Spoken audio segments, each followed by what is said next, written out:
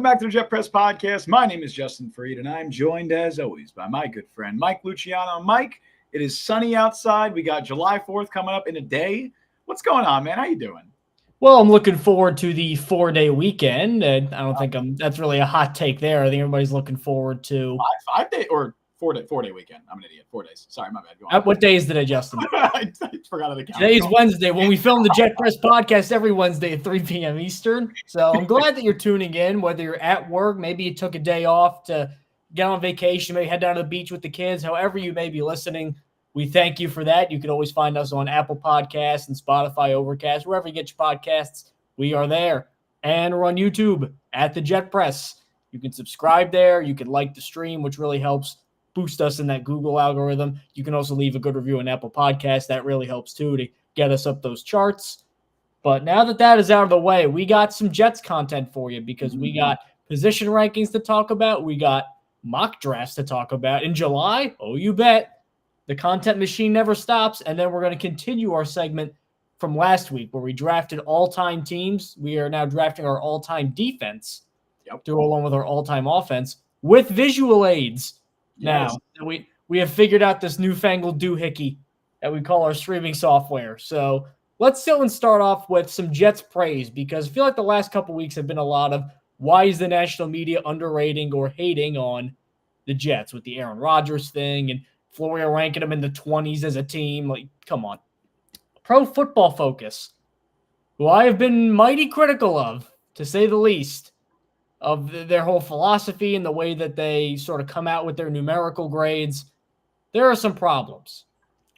But they have realized how deep and how skilled this Jets roster is because they do position rankings, best whatever group in the NFL, linebackers, defensive line, wide receivers, quarterbacks. They do the whole 9 yards. Mm-hmm. And in 3 separate articles, the Jets have come out as the number 1 linebacking core in the league, the number 1 defensive line in the league, and the number 1 secondary in the league, which would lead many to believe that they have the number 1 defense in the league in PFF's eyes, which apparently Robert Saleh deserves no credit for. I know some people don't like him. Apparently that has nothing to do with that. An defensive coach has nothing to do with building the number 1 defense. That's how some people want to think. But Robert Saleh has done, in my opinion, a fantastic job of constructing this unit. And if you look at, I'm going to go look at something that surprised me a little bit, specifically the linebackers. The linebackers are what really, that was my most surprising number 1 ranking because secondary was, in my opinion, obvious. Defensive line, we know how deep they are. Linebackers surprised me. And then me and Justin were talking before the show, looking at it. This list made me realize, among a couple other things, that everybody says, and I would tend to agree with everybody in this case, being the media, that Fred Warner is the best linebacker in the league. And if he is not, then Roquan Smith is the best. And one of those guys are 1 and the other guy's 2. Personal preference at that point. Then there was really a debate over who's number 3. And we threw out some options like Oluokun in Jacksonville and Patrick Queen, formerly of Baltimore, now in Pittsburgh. There's a couple guys out there. And then all of a sudden, Quincy Williams, all-pro last year, he's probably the number 3 linebacker in football.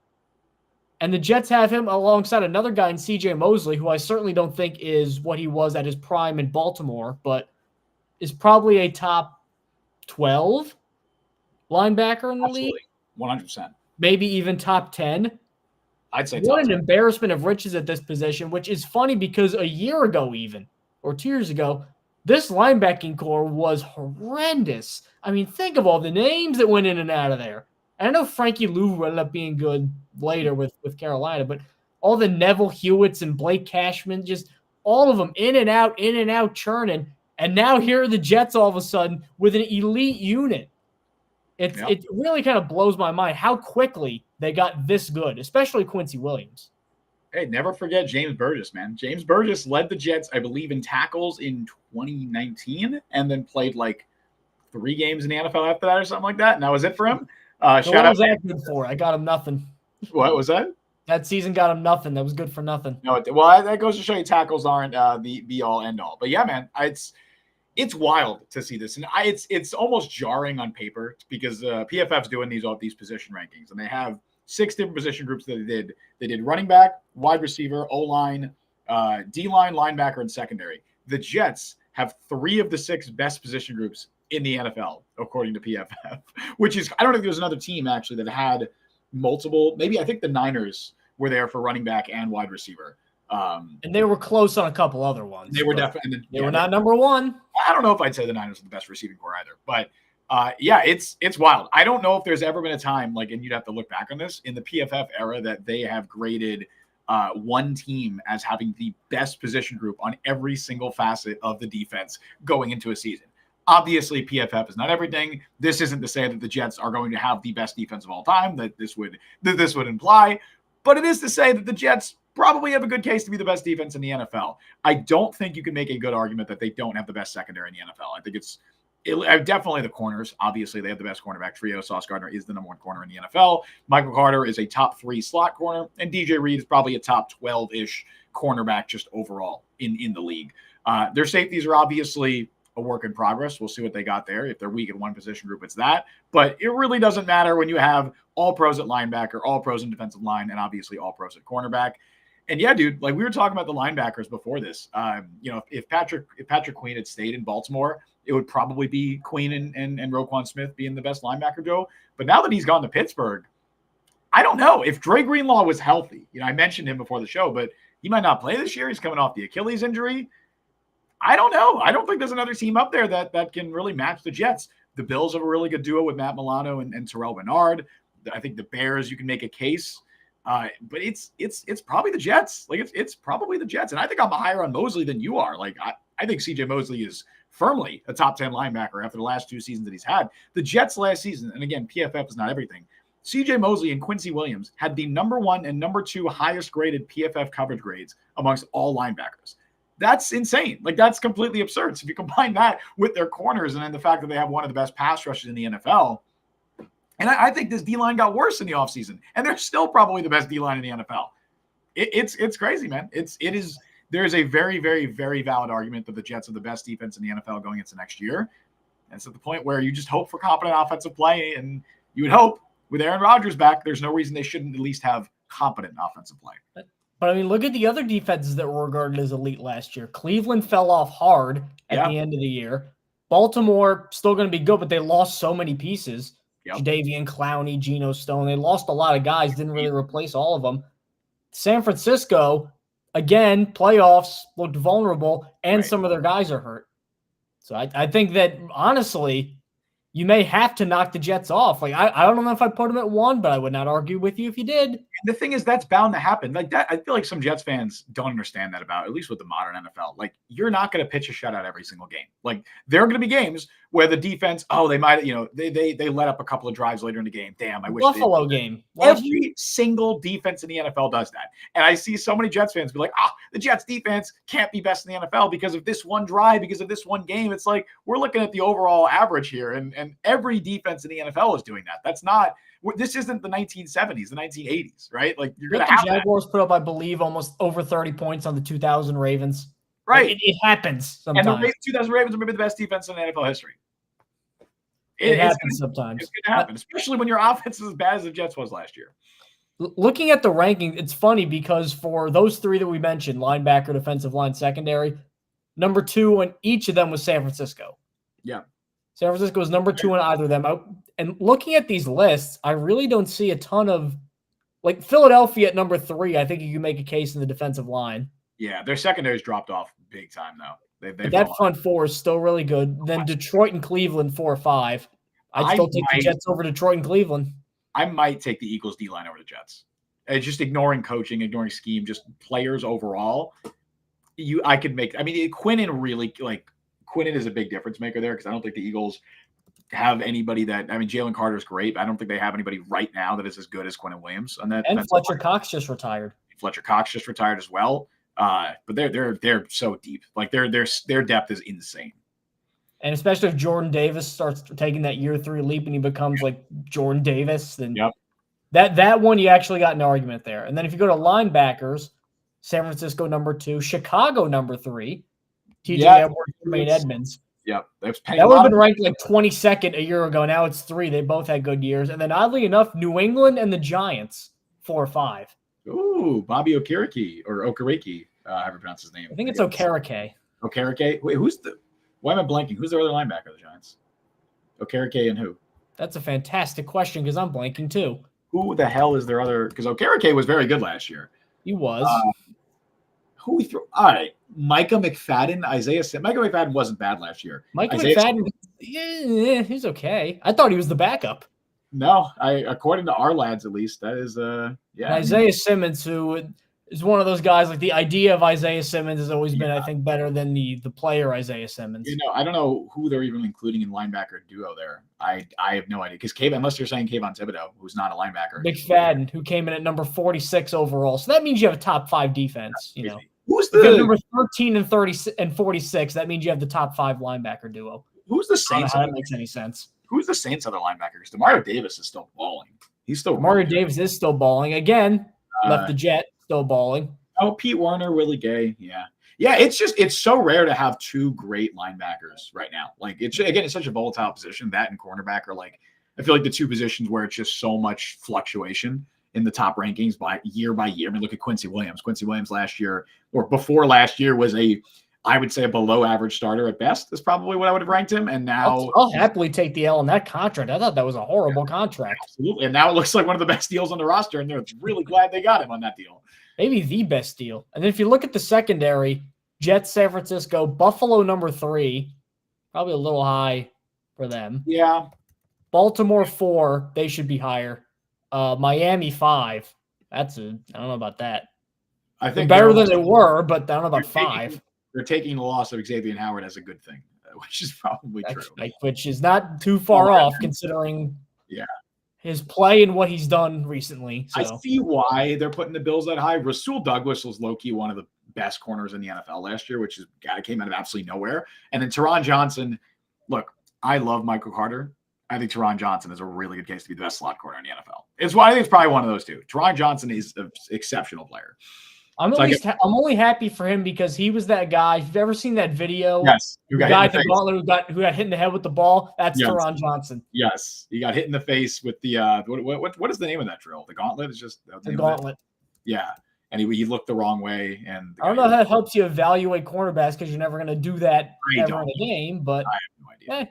Clearly, Teron Johnson didn't do very well at that drill, and he's a great NFL corner. So it is utter bunk. Like most of the combine, it is complete codswallop. Is it crazy, Mike, to say that of the D-line, linebackers, and corners, that the D-line is the worst position group of the 3 on the Jets? Is that a crazy statement? Or am I just being biased based on how I feel about the offseason moves? Well, it depends on if you value the depth, because as good as Quinnen is, the Jets' strength and how Saleh built this team is how deep they are. Like that's what he wants, ideally. True. Now, I think he kind of lucked into Quinnen being as good as he is, that he has one guy he can just put out there every single play and not have to worry about how much he's rotating guys and can just win in pass rush situations easily. But the whole point of Hassan Reddick and Will McDonald and Jermaine Johnson and getting Javon Kinlaw, like the depth is the point. So if you value just star power, maybe you'll put somebody else over there. But if you value depth, which PFF seems to value depth, then I think it's clearly the Jets. Well, I'm saying of the 3, like, is the Jets defensive line worse than their linebacking core? And I'm saying because of the depth too. Like if Mosley were to miss some time, I don't feel as confident in like a Jamie and Sherwood or something like that coming into as I would maybe like a Javon Kinlaw for Quinnen or Will McDonald for Hassan Reddick. Like I feel more confident in that. That's fair. I think I'd probably still put the linebacking core 3rd. Also because maybe this is a hot take. I don't expect the linebackers to be as good as they were last year. I think that was insane how great they were. They'll still be good, but that was just like a 10 out of 10 heater all season long. Yeah. Like and I don't want to put this out in the universe, and I will knock on wood as I say it. The Jets have been exceptionally lucky with injuries on the defensive side of the ball. You have to imagine that eventually catches up to them. That being said, they've been exceptionally unlucky with injuries on the offensive side of the ball the last couple of years.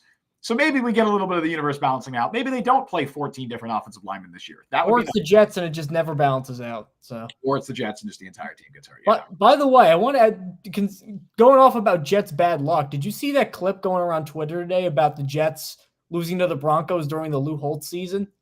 No, I haven't. Their board of trust, so they lost 46-3 in their second game of the year Yeah, it was to bad the Broncos. It was so bad that actually John Ralston, who was the coach of the Broncos, wrote Lou Holtz a letter apologizing for winning by that much because he loved Lou Holtz as a college coach. It was so bad. In that game, the guy who was the chairman of the board of the Jets had a heart attack and died by the end of that day. The game was so bad that it killed him. That the famous, I think it's Don LaGreca Grant, where he's like, they killed Gil Hodges. Yes. That's what that just reminded me of. The Mets killed Gil Hodges. The game was so wretched, it killed somebody. Because he had a heart attack. The pain of it all. And then somehow I'm coming, Elizabeth, and then he went. Somehow that's not even like a top 10 unfortunate moment in Jets history. They killed a guy, and like I feel like that has to be just on the sheer mortality. Nobody even knows about it though. Everyone, no one will talk about that. They'll talk about Geno Smith. By the way, happy birthday, Ike and Polly. I believe today is his birthday. Weird little side note there. How do you know that? Because I'll do like happy birthday posts on the Jets Facebook, and I saw his Ike and Polly's birthday. I'm like, this is an opportunity to revisit something here. So happy birthday, Ike and Polly. Anyway.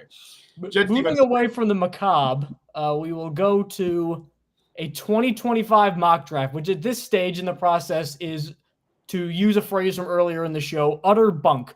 And it will tell you very little about kind of the lay of the land and what will happen in about 9 months of time. Sure. But there are some things I think philosophically that will ring true. Like teams may consider drafting a quarterback now and they may consider it in April. So I think that right now is the best use of a mock draft, is figuring out what positions teams will take instead of what players.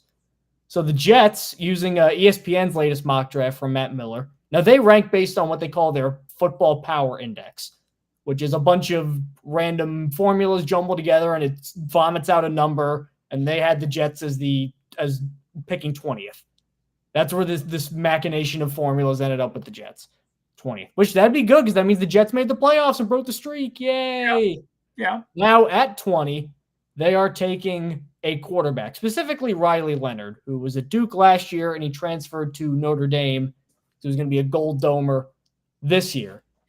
And I'm not going to get too mad at a 2025 mock draft, especially if you're a draft analyst. Like, this is just stuff you got to do nowadays. But I would find it hard to believe that if the Jets finally break through and end the curse, because that's all this season's about, is go for it. I would find it hard to believe that at 20, they would consider taking a quarterback, especially a raw quarterback who has accuracy issues like Riley Leonard, but that's the least of the point. I think this team is all in on Aaron Rodgers. They are all in on this moment. And if Aaron Rodgers at the end of the year says, I want to play 2 more years, you know what they're doing? They're giving him a 2-year contract. And he's going to play out the remainder of that contract. And it'll be awkward because it's a 41-year-old quarterback, and there aren't many 41-year-old quarterbacks in NFL history, and even fewer who were good. I get all that. But to go through all of this hullabaloo for Aaron Rodgers pre- and post-injury, and then go, let's just start over after one successful year, that doesn't seem like something I think Robert Saleh and Joe Douglas would, A, want to do, and B, even have the cachet to do. Because I don't know if they're going to be around long enough to develop a young quarterback, especially if they keep failing in the playoffs. You're really maximizing your vocabulary today. Cachet, hullabaloo. Well, I mean, this is what I have a degree that is useful in very few situations. I got to use it in some. So, what is your degree? What did you study? My degree is in sports communication. So, well, I feel like is that not exactly what you do on a daily basis? Yeah, it was. So I'll give it that. I went to school for that, and here I am doing this. So, right, there you go. I mean, this is sports communicating right here. Well, you did do a lot of classes like in the more digital side of it, like the actual like TV production part of it, like how to edit certain things. Like it was a lot more back end, honestly, and I had to do a lot more of the writing and creative stuff kind of on my own. But yeah, guess it worked. You're using it. You're using it. A lot of people don't use their degrees at all. So I mean, we work with people who have a degree in hotel management and then they work in sports. So I went to school for sport management. Most of my friends that went to school for sport management do not work in sports. That's just how it is. We're lucky. We're one of the lucky ones. We're the lucky ones. But yeah, I look, as far as the Jets taking a quarterback in the first round next year, even if they make the playoffs, I can see it. I'm not gonna lie. I can see it. I think right now the Jets are operating under the assumption that Aaron Rodgers will play 2 years. That is kind of the window that they're operating in. So they have this year and then they have next year. If the Jets make it to the playoffs, first round exit, obviously there's so many different variables here. How did they get eliminated? Were there injuries? How did Rodgers play? What did they do in the offseason before the draft? So many variables. Obviously, it's luckily we have very nuanced local media and WFAN that'll take a very, dude, really go up this thing's butt with a microscope and look at every possible angle instead of just say he's a bum. They should have got our ball. Brandon Tierney can definitely be trusted to be unbiased with his analysis. Hey, Marist College, class of 90 something. You watch it. I got Kevin James from Portland, so I feel like I win. No, you don't go promoting Kevin James like some sort of. I don't even think he graduated. I think he just went there. There you go. That's even more concerning. But no, I can very much see a scenario where the Jets draft the quarterback. It would be a situation where they know this guy's not going to play year one, and I think they are, specifically Woody Johnson is very much on board with that. And if Joe Douglas is still there, which if the Jets make the playoffs, you'd imagine that everyone is brought back next year. I think Joe Douglas would be on board with having a quarterback sit behind Aaron Rodgers for a year because they all remember the Zach Wilson situation. And Woody Johnson and Christopher Johnson, they remember the Sam Darnold situation, as does Joe Douglas. They remember how that stuff happened. They remembered it before and didn't get a backup. So, I mean, how strong is their memory anyway? I believe that they remember this enough so that they're like, maybe having a quarterback sit behind Aaron Rodgers for a year, especially if they're drafted at 20, because you're not getting one of the top quarterbacks in the class. If you're drafting someone at 20, you're hoping they could probably sit and learn for a year. I could very much see that being a scenario. Now, I don't know who it's going to be. There's a lot of different quarterbacks. Riley Leonard's up there. Obviously, someone like a Carson Beck, you would assume right now is going to be in that top quarterback list. Anything can happen from now until April. Jalen Milroe, who, shout out, by the way, I got an interview up with Alabama quarterback Jalen Milroe. Cheap plug. You can check that out on the Stack in the Box YouTube channel. Really cool dude. But yeah, there's a lot of different quarterbacks. We have no idea who it would be. Shedeur, if he keeps. Shedeur Sanders. Sure, absolutely. Shedeur has some. I don't. He's an okay prospect too. I don't think he's like a crazy good athlete either. Yeah. And I do find it funny, not funny in a way, I guess, kind of funny in a sad way, if that makes any sense. Like when they had all those stories about guys leaving Colorado because they didn't really feel like real like teammates here, and like Dion didn't even remember my name, and he goes, "I don't remember this guy. He probably sucks." I'm like, right, I don't which think is that's like what you want to tell. You want to put that out there for teams. It's like, I'm a great leader when you're like, hey, this guy I played with sucks. Like, it's a big year for Shedeur. I feel like I could see his stock going all the way up to top 3 pick, or I could see it falling to day 3. Like he needs a guy next to him. Like if he ever thinks of doing that, just to look at him sternly and go, no. Yeah. Like a PR guy, just no. Yeah. And that will improve his draft stock immensely. I agree. But yeah, man, I think that there's definitely a chance the Jets go quarterback next year. I mean, just looking ahead to what their potential needs outside of quarterback might be. Offensive line, you imagine they're going to probably try and address early again. They do have Olu Fashanu, who's probably the left tackle of the future, but they don't have anything at left tackle for the future. Obviously, Morgan Moses is there now, but unless Carter Warren develops into a guy that they think they can start in the future, they might have to address there. I don't think Elijah Vera Tucker is a sure thing by any means right now because of his injury history. You assume he's a starter next year, but we don't know. John Simpson's a wild card. We have no idea there, so they could go off offensive line. We talked about it in the past. I think cornerback is a sneaky need that they might address next year if they let DJ Reed walk. I'm under the assumption right now that they are going to let him walk, and they will extend Michael Carter. So unless they think a guy like Quantez Stiggers or Brandon Echols will be a free agent as well, but maybe they could bring him back. Unless they want to go that route, maybe they do address corner, and they just want to keep having a loaded secondary, a loaded cornerback room. There's a lot of different options they can go. They can go wide receiver. There's so many different routes. But I think quarterback is absolutely going to be one of them. And it's very early right now, but I don't think it's crazy to project the Jets drafting quarterback, especially later in the first round. Or I guess even earlier. Obviously, if they're picking earlier in the first round, you imagine that this season did not go very well. And if they don't make the playoffs this year, maybe that is it for the Aaron Rodgers era. And maybe he walks away at the end of the year. So then, yeah, you're probably going to draft the quarterback. But either scenario, I think it's very feasible that the Jets draft the QB. Now, the Jets may be drafting a quarterback, but we're going to draft some defensive players with our all-time Jets draft. So quick refresher for those of you who did not catch up on last week's show. We drafted all-time Jets teams for the offensive side of the ball, and my team was covered in glory, and Justin's was slightly below average, depending on who you ask. Wow. I know we got some varying opinions here. We got Joe Namath. We got Don Maynard. 2015. I didn't have to pick a specific year for one player. Wayne Corbett. Well, you didn't let me put Brandon Marshall at tight end. That's your fault. Because it was the tight end. Wayne Corbett is not touching 2015 Brandon Marshall. Get out of here. Well, yeah. What about 2016 Brandon Marshall and 2017? They got rid of him. You could have taken 2015 Ryan Fitzpatrick, and I would have been like, "That's a great pick." I'll do this honorably by only picking really good careers of players. All right. Well, moving on from that, though, we will continue with the defensive side of the ball. As you see, the parameters are all right there, where we have 2 edge rushers, 2 defensive tackles, 2 linebackers, a safety, and 2 cornerbacks. Yep. So this is the most official graphic, by the way. This definitely isn't just a spreadsheet that I have pulled up that we made right before this show. Definitely. All right. So Justin got the first pick last time. Yes. I feel like in the name of fairness, I should get the first pick this time. I have a plan here but it's going to require you doing something here. So let's see. I'm sure you do. Let's see what you do. So I'm going to go and reinforce my secondary first. I figured. Okay. Because there's only one player that in Jets history that I feel like if you compare him with the all-time greats on the defensive side, where he comes out favorably to most of them, I got to go with Darrelle Revis over at cornerback. Yeah. Revis fair. Island was still very much a thing, despite what Asante Samuel says. There was about a 4-year period or even a 5-year period where it was not even a question. Darrelle Revis was the best defensive back in the game. Mm-hmm. That's got to count for something. Yeah. See, my hope was that for some reason you wouldn't take Revis because you'd be like, let me go Robert Saleh. Let me build from the front 4. Let me take like a Joe Klecko. And then if you did that, I was going to take both Darrelle Revis and Sauce Gardner. That was my plan. And that was going to be the best secondary in NFL history. But alas, I cannot do that. I do get back-to-back picks here, though. And I will still be taking Sauce Gardner. It doesn't really matter the order that I do these.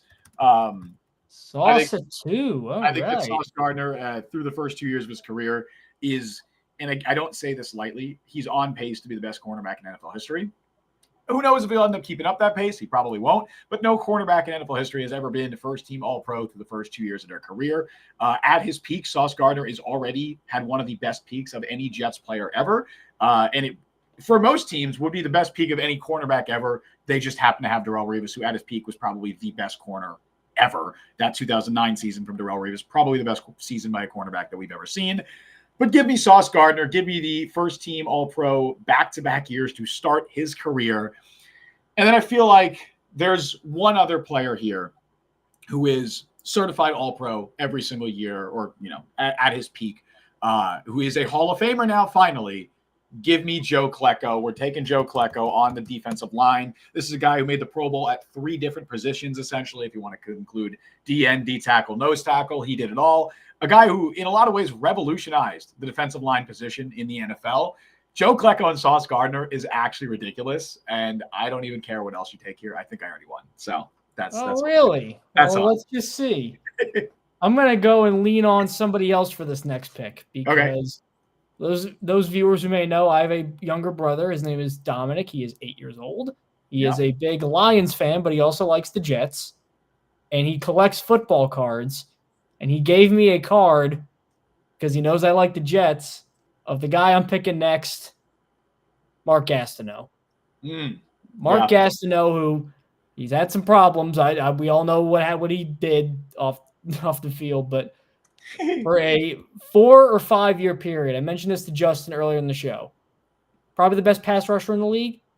Between 1981, 20 sacks, 3rd in Defensive Player of the Year voting.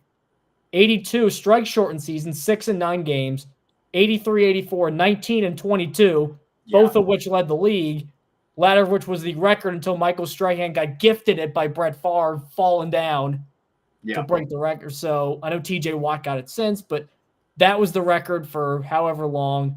And even after that, 13 and a half sacks. Like Klecko, it's the consistency versus the peak argument, because what got Klecko into the Hall of Fame was how good he was for so long at so many different positions.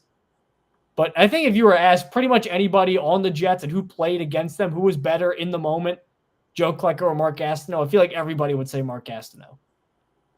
Okay, his peak was that rare. Yeah. So I got my defensive lineman. I'm going to go on to an area where not a ton of stars, I'm going to admit. And that's the linebacker spot. I don't want you to take the guy I want. Now that Klecko's gone, it's the guy that I think Jets fans should be pushing to get into the Hall of Fame. Give me Larry Grantham. Damn it. That's who I wanted. Yeah.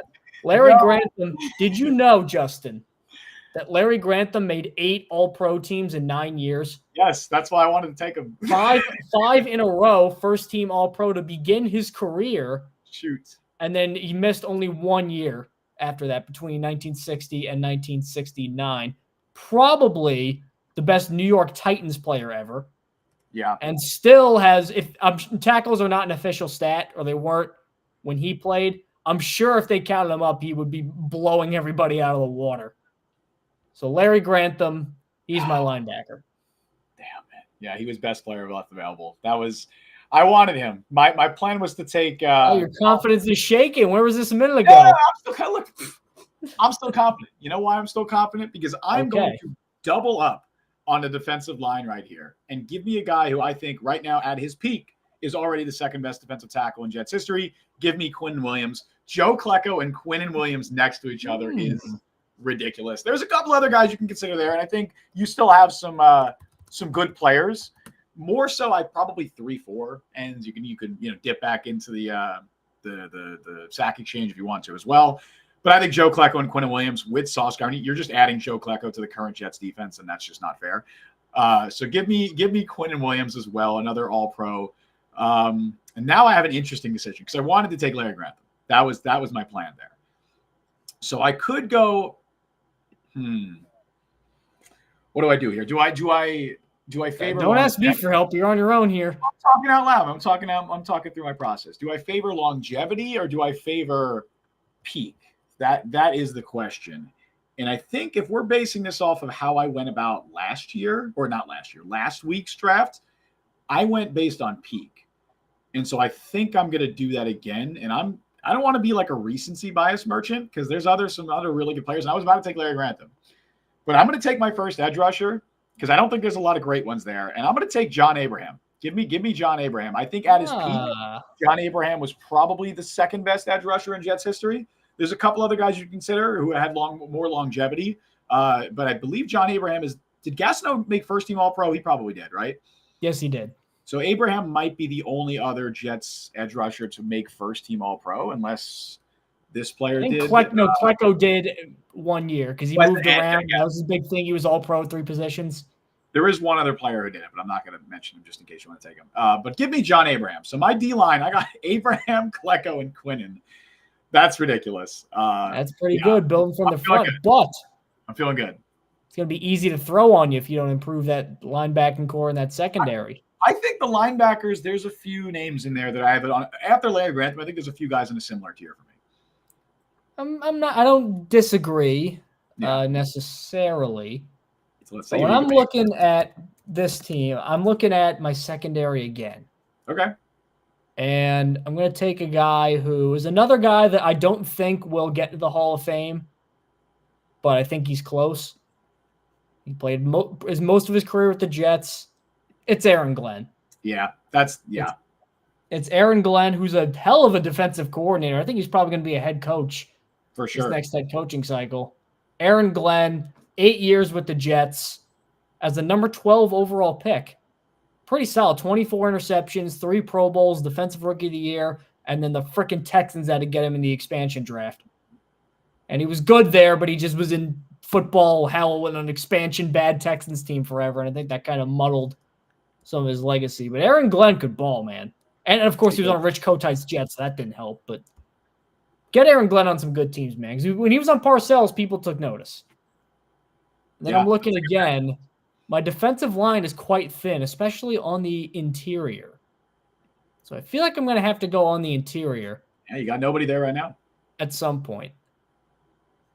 Now, I was going to go look for another defensive end that I thought you might take. Looking at it again, this is a tough one. Yeah. This is a tough one just because there is a linebacker that I want to take, but I don't want to just completely neglect the defensive line. So what I'm going to end up doing is I'm going to go ahead and take that linebacker. Oh, yeah. I'm going to take Mo Lewis. Yeah, I was going to take him next round. All right, fair enough. Because Mo Lewis gets a lot of crap from Jets fans because he inadvertently started Tom Brady's career. So he gets kind of Bill Buckner, like how Bill Buckner had 2,700 hits and was a 300 hitter for most of his career. And people remember that one play at the end. Mo Lewis had over 1,000 tackles in his career, 3 Pro Bowl seasons, all with the Jets, was pretty much the leader of their defense, would get 10 sacks as an inside linebacker sometimes. I mean, Mo Lewis did it all and then inadvertently helped Tom Brady become a thing. So I get that that's a thing, but Mo Lewis, that's a pretty damn good linebacking core, I got to say. Yeah, I think you got the 2 best linebackers in Jets history. So that definitely helps. I was going to take Mo Lewis. You nipped 2 of my linebackers right before I was going to take him, because I was going to take Grantham, then you took him, and then I was going to take Mo Lewis, and then you took him. So now I have to regroup. Well, now I don't have to worry about linebacker because you're not going to take another one. So I'm going to worry about positions here where you can take another player, which that means I'm going to draft an edge and a safety. The edge, I'm in between 2 players here. Both of them are older. The Jets don't really have a great edge rush group. I to the point where Calvin Pace is on my board. I'm not going to take him, but I think Calvin Pace is probably a top 5 or 6 edge rusher in Jets history, which is it's not great. I mean, no disrespect to Calvin Pace. It was very good for a while, but I would not say that he's on a lot of teams' top edge boards normally. But I feel like I've taken a lot of new players. In fact, other than Klecko, I've taken only players who have played after 2000. So I'm going to change that, and we're going to go all the way back to the 60s, and we're going to go for a guy who played for the Jets when they won a championship. This is a guy who was a multi-time All-Pro, multi-time Pro Bowler. Other than John Abraham and Mark Gastineau, the only other Jets edge rusher to be named first-team All-Pro to my knowledge, give me Jerry Philbin, who is a guy, well, a lot of, I feel like younger Jets fans probably wouldn't be familiar with. Jerry Philbin played. Grandparents, they know. They remember. Right, he played 9 years with the Jets, was first-team All-Pro in 1968 and 1969, had 26 sacks over those 2 years, led the NFL in sacks in 1968. Give me Jerry Philbin. It's a weird duo with him and John Abraham. Now let me write this down. But I think my defensive line is looking absolutely nasty. I think that I'm building the Robert Saleh approach here with just filling out my D-line before really anything else, because I haven't added a linebacker. I've only added 1 secondary player. But we can change that now. Safety, I feel like there's 2 players here. That makes sense. We did only have 1 safety here, partially because there's not really a great history of Jet safeties. Now, I could go in 60 years and get a couple decent ones, but not really. We could go for longevity, and I think that's who you're going to take, because I'm not going to take the longevity guy. Instead, I'm going for peak. Give me peak. Give me prime Jamal Adams as my safety. You got some explaining to do. Jamal Adams was a first-team All-Pro. You're going to throw out Victor Green? Victor Green didn't even make a Pro Bowl in his career. Victor Green was very good. I love – this is no disrespect to Victor Green, who was a very good safety for a long time. You could throw in other names like Burgess Owens, like Eric McMillan, whoever else want to throw out there. Victor Green's probably the guy who a lot of players or a lot of people would say. Jamal Adams at his peak was the best safety in Jets history. I know how it ended. We're going for peak here. That's why I put 2015 Brandon Marshall. So we're going to just go. In fact, I'm going to say prime Jamal Adams. Again, bending the rules, but I will do mine honorably. The rules. We are taking the player at his peak, and I think Jamal Adams at his peak. I don't think you can make an argument. I don't think there's been a safety at their peak with the Jets that was better than Jamal Adams, because Jamal Adams at one point, go back to 2018, 2019, was the best safety in the NFL. Victor Green, never close to being in that conversation.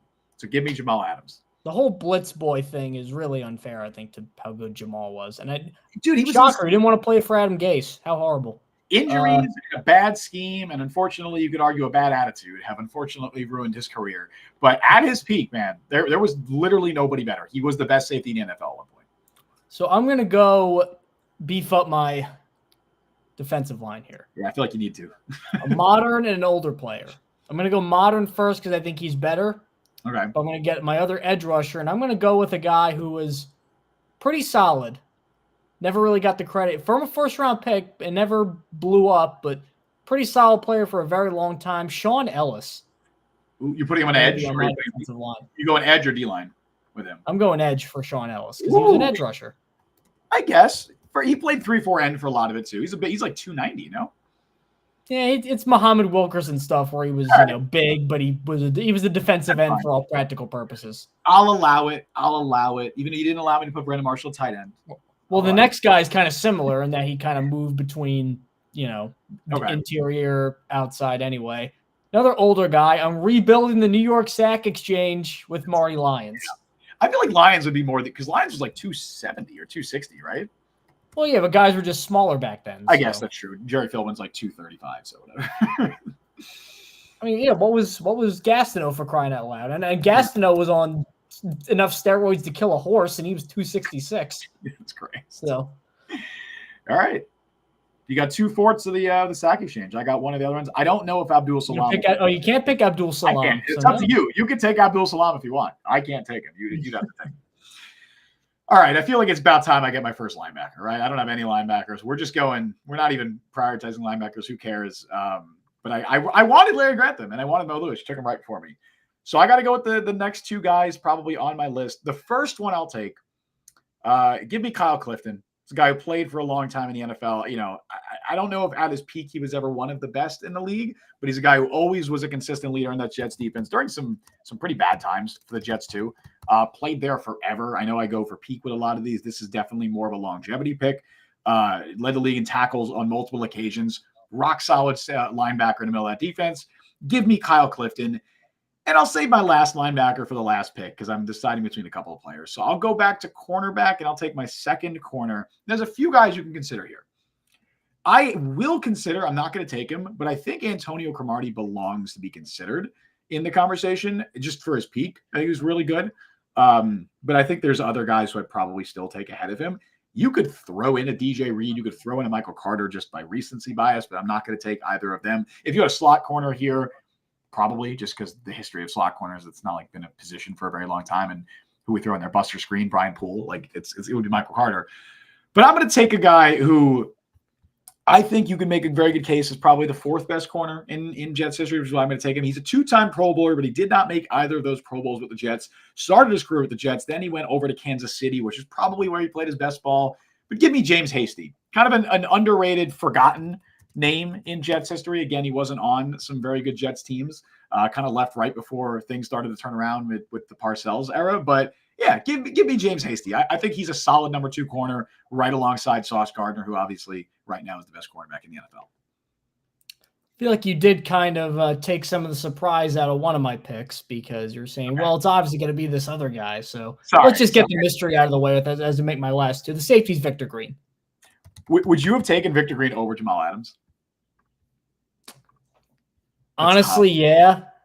Okay. It's so tough. tough. For Victor Green, you get a pretty long tenure of play that was good, but not really recognized because the Jets were terrible around him, I feel like. Yeah. And I feel like there may have been some Pro Bowls in there if he was on a better team. Jamal Adams, I know, was really good, but you got to take into account how short it was. The fact he pretty much does not like Jets fans anymore. I'm about to ruin, though, my... I don't care about that. I'm about to ruin my logic because I'm going to take another guy who left the Jets on very bad terms. Are you taking? Oh, I think I know who you're taking. You know who I'm taking. Are you going? Boy, was he good originally, but it's got to be Muhammad Wilkerson. Yeah, that's what I thought. A guy who got paid and then just immediately gave up. So he's going to be on my vet minimum deal. So that way he's always like motivated to play because when he got money, he just stopped trying. But sure, man, those first few years, like up until 2015, remember how we were screaming and banging the table? Like, why isn't Quinnen Williams getting the respect he deserves? Like before he recently just went nuts. Yeah. We were doing the exact same thing with Muhammad Wilkerson. Sure.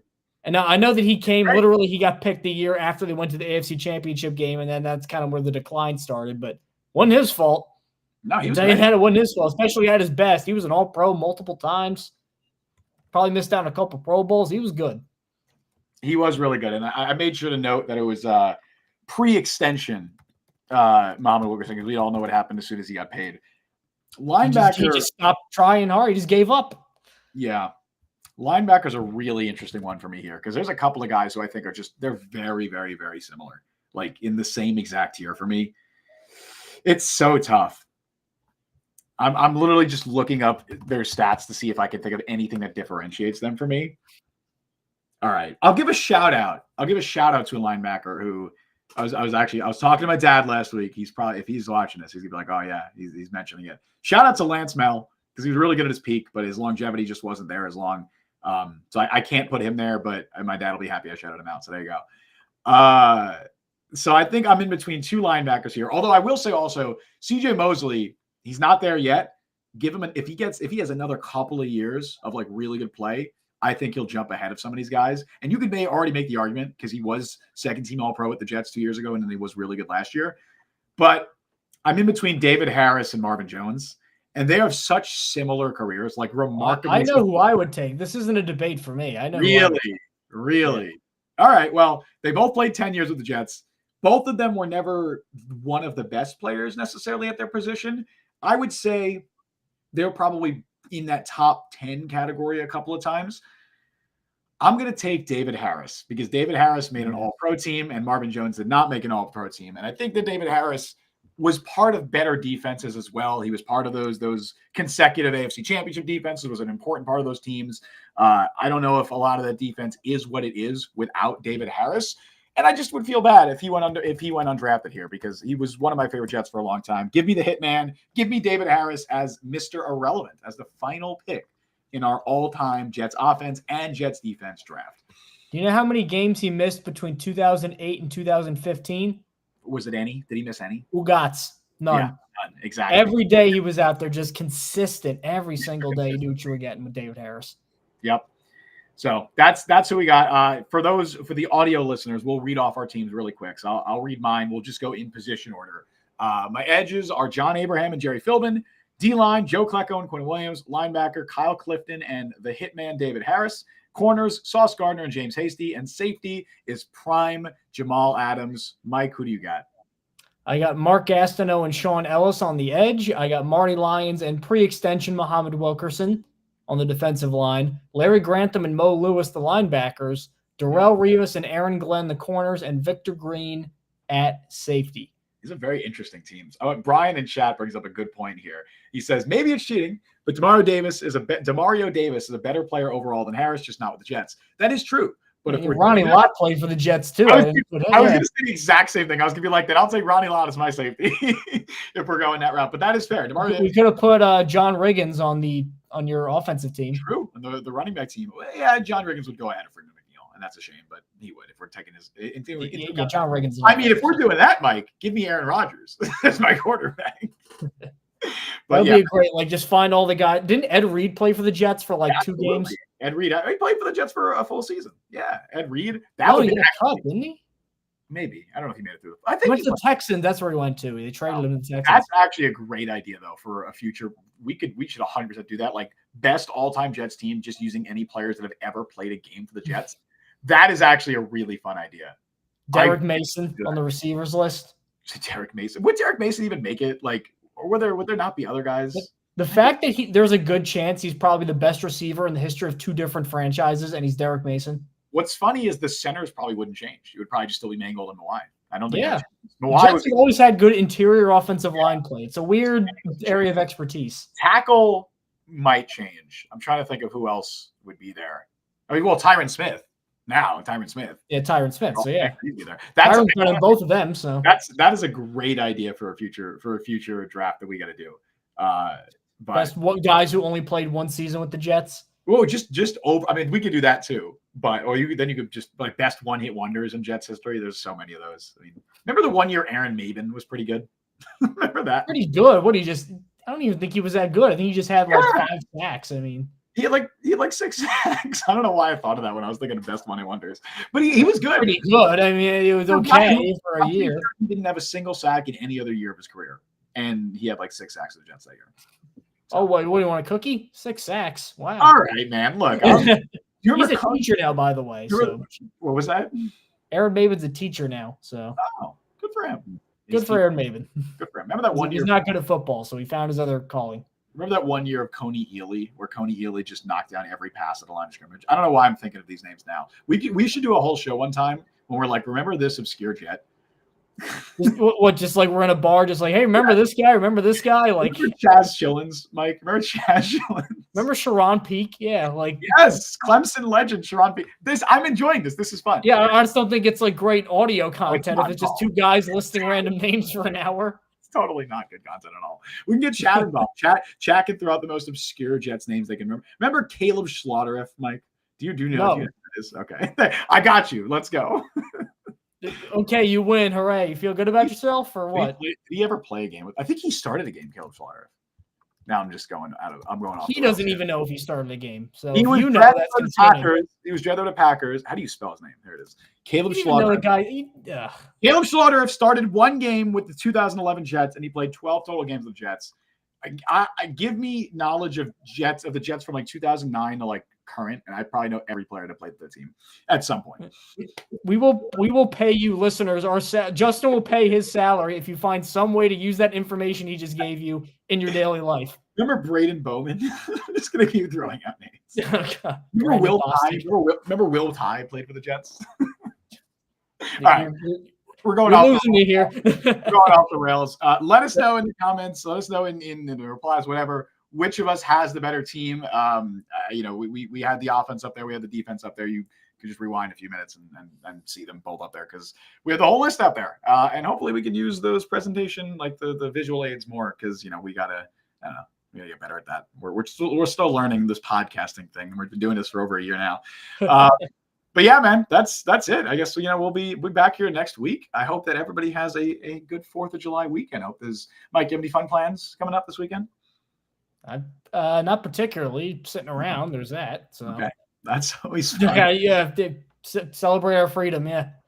There you go. That's a fun thing we could do. Hey, we'd all be speaking. Well, we do speak English. We'd all be speaking German if not for. This is a horrible analogy. This is a horrible analogy. Go way off the rails. Okay.